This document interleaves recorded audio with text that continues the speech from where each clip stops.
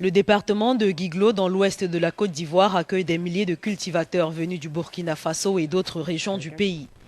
Ces derniers travaillent depuis des années des lopins de terre loués ou achetés. Mais aujourd'hui, la rareté des terres et leur vente posent problème, dégénérant régulièrement en conflit parfois mortel. J'ai payé la place avec Timothée. Et puis, je travaille avec lui.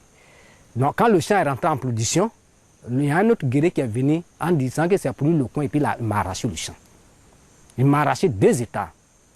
Le gouvernement ivoirien est appelé à débuter les opérations de recensement des terres et réglementer la propriété foncière.